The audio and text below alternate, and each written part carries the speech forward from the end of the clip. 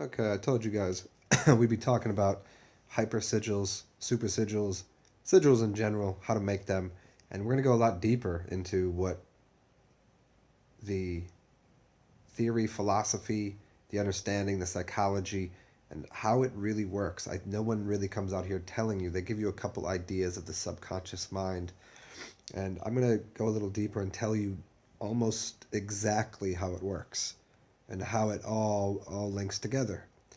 And I'm going to use it through this idea of what the phone call is, what numbers are, what frequencies are, and we have to start with this concept of any symbol that we don't understand resonates within our subconscious mind, and it links up with cymatics. If you don't know what cymatics are, it's basically you play a tone, which is a frequency, onto a into a speaker, and then on top of that speaker you'll have a some salt or a sand or whatever, and maybe on a flat sheet, and it will make a symbol. It will make a basically a mandala, a shape, and that is what's occurring. That's the frequency of that, and so every frequency has different shapes. Some are very non-harmonic, so there's nothing happening. It's the static, right? So think about radio stations. I'm going to give you a few ideas here, and I'm going to try to hone in on explaining to you how this exactly works. In between radio stations, there's static. Just like in between certain frequencies, you're not going to see a symbol. You have to get to specific frequencies to have it line up, so things are in harmonic resonance, and you'll get an actual image. And in between there's basically a nothingness or an empty space or disconcordance, things that don't link up and don't fit right. It's like hitting the wrong keys on a piano. It sounds awful. It's even worse than that because we're not even using keys. It's somewhere actually in the middle of there. It's like hitting the wrong keys that are all out of tune. So if we start with our subconscious mind and thinking of the power of it, it's that it resides in the primordial soup of all things, all consciousness. It is that everything, that emptiness, that cave, that nothing where everything came from. And we dip in there and grab things out of there as images, because all we use is images. This is all we know. Our images then become sounds that we think mean something, that we say chair, and then chair we can break down to the letter value, or we can use those values within those letters to make the number 403, and that's not right. I forget what it is. I'm not going to break it down for you here, but those letters have a value in numbers, and those symbols mean the image.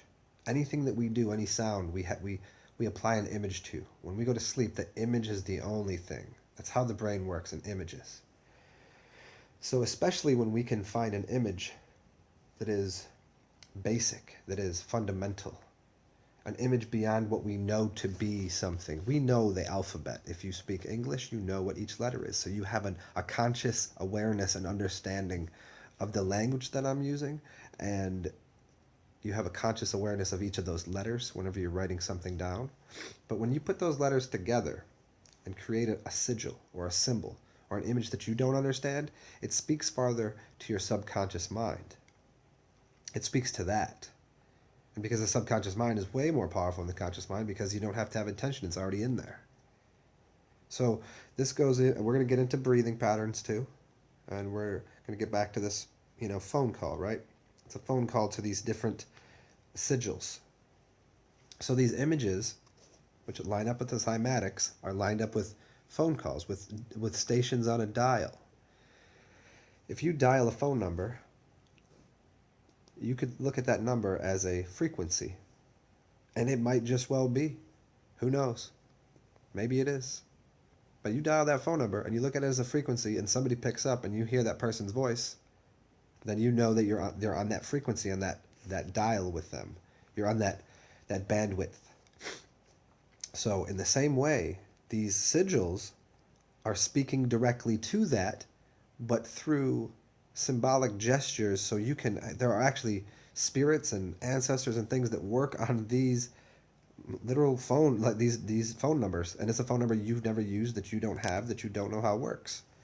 But here's how it works. So and by using these sigils and symbols, you can connect to what are archetypes, archons, whatever you want to call them. You can demons, angels. You can contact all of them, and some of them might be happy to hear your call. Some might be upset. You know, you can demand them answer, and you can ask them to answer. There's a lot of things that happen here, and accessing that, you can access that in your own consciousness. You can make your own sigil that becomes part of your being. And there's nothing wrong with using these other sigils, and there's nothing wrong with participating and seeing and talking with whatever those signs, symbols, entities, energies are. It's just like walking down the street. Everybody is one of those things in a physical form. And there are some things that you can't see because they're on different frequencies that you can't participate with. But what you do here by making a sigil is you bypass your conscious understanding of what's occurring. You bypass the numbers, you bypass the letters. And even numbers are somewhat undefinable, really. Like, yeah, you know what 2 or 3 or 4 of something is, but really, those numbers should only be used to define the modulation of frequencies, so distance or time. Something to do with space or time, and time and space being bound together.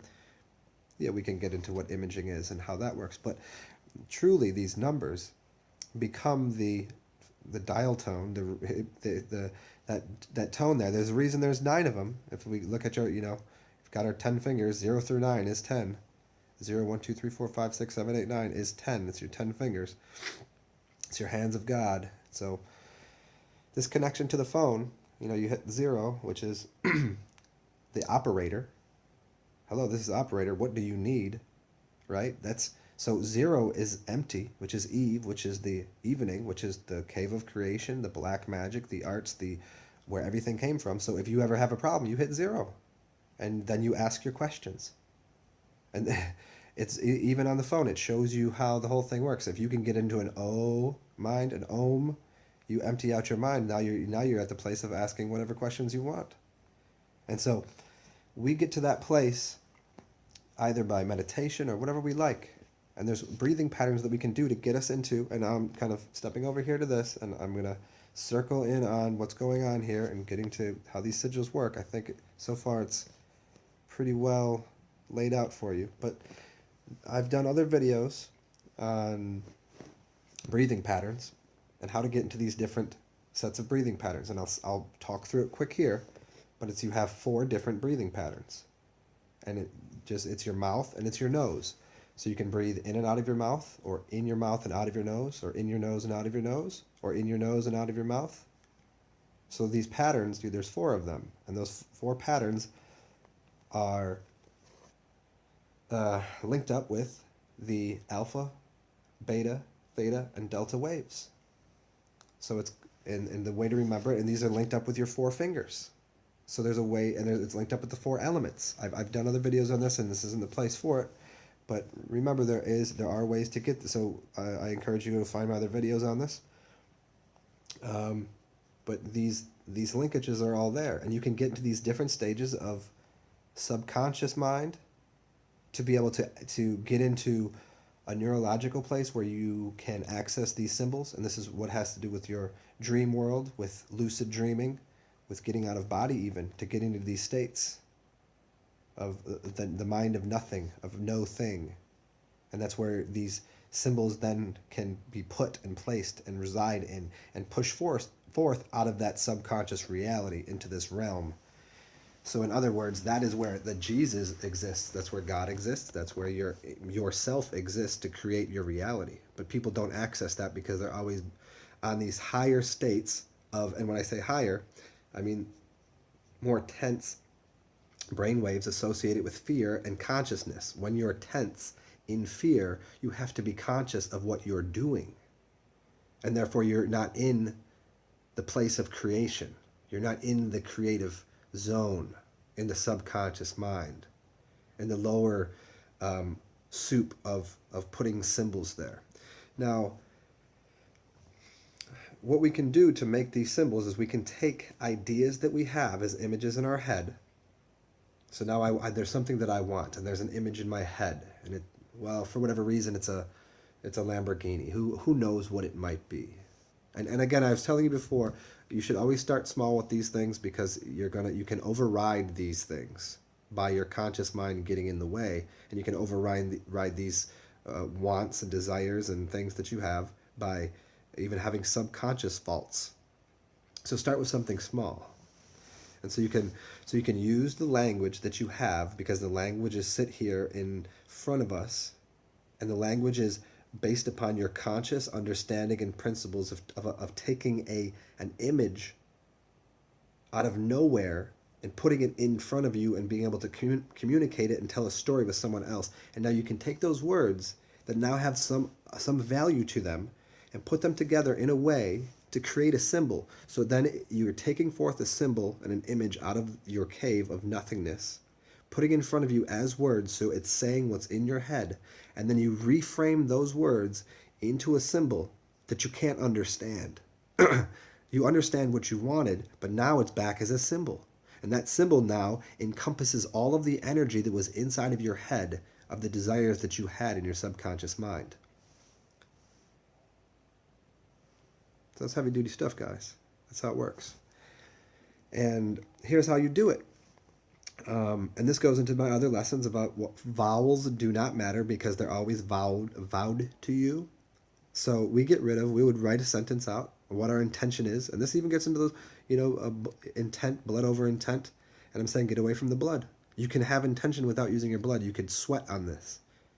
You can use your pen on this. You're creating your pentagram, your body, your physical world. And so, you could use any one of your fluids you like, but sweat would be the easiest because that's the karma. Go out and do something, go exercise, and you have sweat on your head. Now use that sweat, because now there's that, they say blood, sweat, and tears. So because there's power in that, and it's also your karma in there. So you can use that sweat to do something. And I would suggest people to start with something that simple. And so you'd write out this thing, I intend, or I wish, or I hope for, I desire, whatever it might be, whatever your feeling is about that. And then you'd write out what you want. And so for this simple one, this is my intention, and I would hope you would do something in the same. And then you'd get rid of the vowels, because they're vowed to you. Now why, they say A-E-I-O-U, and sometimes why. Now this is why I think really where that comes from, is that's up to you if you want to include the Y in there. So here we go. We're getting rid of the vowels here. And then you get rid of double letters.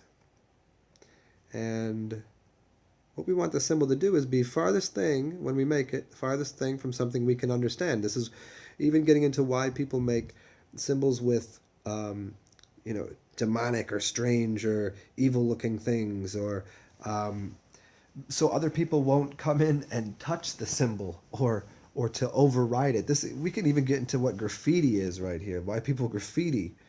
We're talking about making full-on,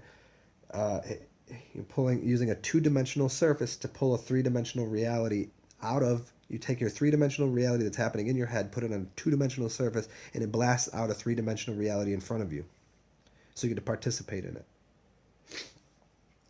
Okay, so here's this right here. What do we got? Two N's. We get rid of that first one.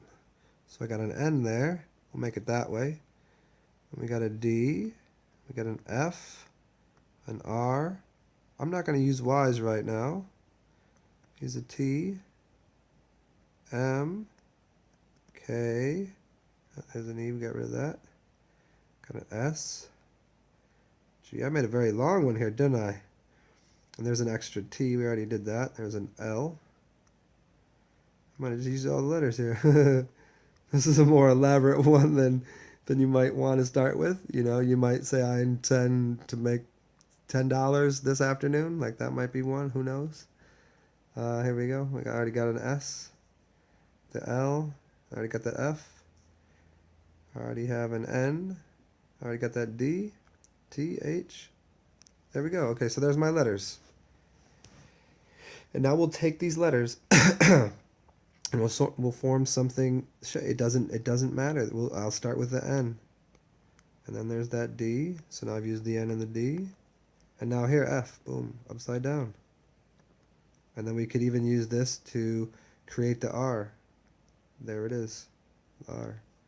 And then a T. There's this thing right here. We'll just extend this over there. There's the T. And the M is almost made here. Do I want to continue that? Maybe, maybe not. Let's see here. We'll make our M. Yeah, that we could do that. There's the M. You see that right there? And then the K. Here's this line here. It's coming all the way down. Well, there's the K. And the S. We can throw that up here. G. And come into here. There we go. We'll connect that.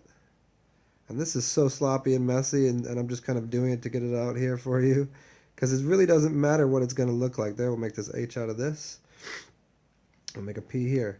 Now that might be not very magical to you. You can take a little more time to make a symbol that is, relevant to you. It could be rectilinear. A lot of people like rectilinear, meaning that it's balanced on both sides, and you can make these. It's up to you. And again, it was if I were to make a symbol, I probably wouldn't make it that sloppy, but it was just to give you an idea of what to do. So that to me now means nothing. But now getting rid of the vowels, it means those letters, and it doesn't, because again, vowels are vowed to you, and they don't matter in magic. They're always there. So these other letters now, it says that right here, this symbol says, I intend for you to make a sigil to help yourself and others. That's what that is. Now, this symbol can now be, you get rid of this up here on the top, you get rid of these letters here, and now that symbol, there's different ways of going about using this. You can write it down, and you can have an altar, you can burn it at that altar, you can sit there and focus on it for quite a while. You can, now depending on how often you've done this, there's people that think that you should hold on to the thing for a little while and look at it again, make a cut, hold it for a couple days and look at it. Other people say to, tuck it away. Some say bury it. Some say burn it. There's different ways of going about this. And that's really up to you, because you are the practicing magician to figure out what works well for you. But if I go into this a little deeper, I'll just get into what Neville Goddard says, and I'll even get into my practice a little bit. I've always bypassed using these because I don't want to ever have a crux or a crutch on these sigils, because the ultimate goal of all of this is you yourself in your mind to imagine and create your reality and spit it out in front of you, and you do it in real time, just like you do in a dream. You're not writing things down, you're not taking things along, you don't need a backpack, you don't need a paper, which means you don't need any papacy, which means you don't need the father, you don't need that figure, you don't need to burn down a tree, you don't need a pen, which means you don't need the blue blood of the pen, or the blue bloods of the papacy. Now that you see the connection, this is why the ink, INK, is KIN, is the kin, the relative of the blue bloods. They always use the ink to write something down because it means kin, and they're kinning themselves. This is where you get the word kindle, and this is the kindle, which is what you start the fire with, which comes from the tree. I'm making this little connection here for you. But what Neville Goddard says is, and what the goal here is, to manifest yourself, and once it's in your subconscious, you're done. Then you go on Sabbath. You work by creating this image in your mind, and then after you create it in your mind, then you forget about it.